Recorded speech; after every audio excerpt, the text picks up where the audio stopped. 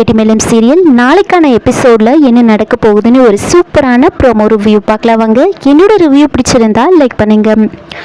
வெற்றி மீனாட்சி கிட்ட துளசியை கல்யாணம் பண்ணிக்கிறதுக்கு ஏதாவது ஒரு ஐடியா கொடுங்கன்னு கேட்க, மீனாட்சி அதெல்லாம் இப்போ எதுவும் பண்ண முடியாது, பேசாமல் நீங்கள் திவ்யாவையே கல்யாணம் பண்ணிக்கோங்க, கல்யாணம் ஆன கொஞ்ச நாளில் நீங்களே தானாகவே வந்து துளசியை மறந்துடுவீங்க அப்படின்லாம் சொல்லி பயமுறுத்த, வெற்றி எங்கே துளசியை இழந்துருவோன்ற பயத்தில் சாமி கழுத்தில் இருந்த தாலியை கழட்டி எடுத்துகிட்டு போய் தூங்கிட்டு இருந்த துளசி கழுத்தில் கட்டிடுறாரு.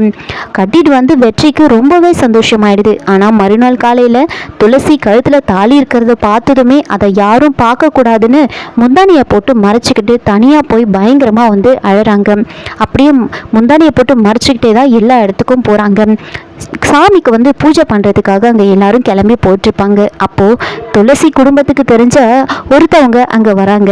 அந்த லேடி துளசியை பார்த்ததுமே முந்தானையை போட்டு மூடிட்டு இருக்கிறத பார்த்ததுமே பக்கத்தில் அஞ்சலி நின்றுட்டு இருப்பாங்க. ரெண்டு பேரையும் பார்க்குறாங்க. ஆமாம், யாருக்கு இங்கே கல்யாணம் ஆயிருக்கு அப்படின்னு கேட்டதுமே துளசிக்கு ஒன்றுமே புரியல. அமைதியாக பயந்து போய் நின்றுட்டு இருக்காங்க. அப்போது அஞ்சலி, ஏன் ஆண்டி கேட்குறீங்க, எனக்கு தான் கல்யாணம் ஆயிருக்கு அப்படின்னு சொல்லிட்டு, ஆமாம் நீங்கள் எப்படி இருக்கீங்க அப்படின்னு கேட்குறாங்க. அப்படியே வந்து துளசி அமைதியாக வந்து பயத்தோடவே வந்து நின்றுட்டு இருப்பாங்க.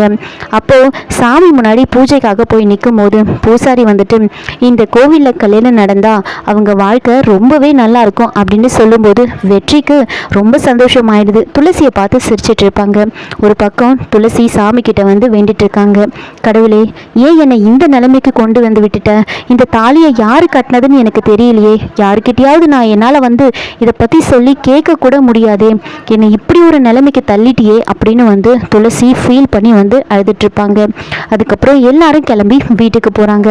வீட்டுக்கு போனதுக்கு அப்புறமா மகேஷ் ஒரு விஷயத்த பண்ணுறாரு. மகேஷ் அவரோட கம்பெனியில் அவருக்கு ஒரு ப்ராஃபிட் கிடைச்சிருக்கு ஒரு ப்ராஜெக்டில். அந்த ப்ராஃபிட்டை எல்லாருக்கும் ஷேர் பண்ணி கொடுக்கணும்னு நினைக்கிறாரு. அதை பற்றி வந்து சிவராமன் கிட்ட வந்து பேசுகிறாரு.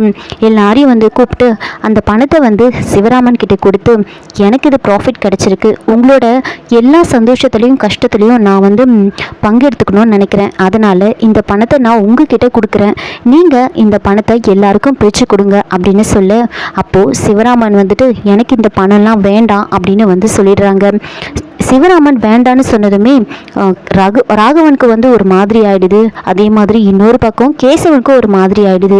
ராகவன் ஒரு பக்கம் இந்த பணம் கிடைச்சா நாம வீடு கட்டிடலாம் அப்படின்னு அவர் ஒரு பக்கம் யோசிக்க, ஒரு பக்கம் கேசவன் என்னடா இது, இந்த பணம் கிடைச்சா நம்மளோட கடன் எல்லாம் கொடுக்கலாம் அப்படின்னு அவர் ஒரு பக்கம் யோசிச்சுட்டு இருக்காரு. ஆனா இப்படி எல்லாரும் வந்து யோசிச்சுட்டு இருக்க, சிவராமன் அந்த பணம் எனக்கு வேண்டாம், அது நீங்க கஷ்டப்பட்டு சம்பாதிச்சது, நீங்க அஞ்சலிக்கு ஏதாவது வேணும்னா அதை வாங்கி கொடுங்க, இந்த பணம் எனக்கு வேண்டாம் அப்படின்னு திருப்பி கொடுத்துட்டுறாரு. அதுக்கப்புறமா சிவராமன் ஒரு முடிவெடுக்கிறாரு. நாம இப்படியே வந்து அமைதியா இருக்கிறதுனால எதுவும் இல்லை, வேலை இல்லாமல் இருக்கும், அதனால ஆட்டோ ஓட்டலான்னு வந்து சிவராமன் முடிவு பண்றாரு.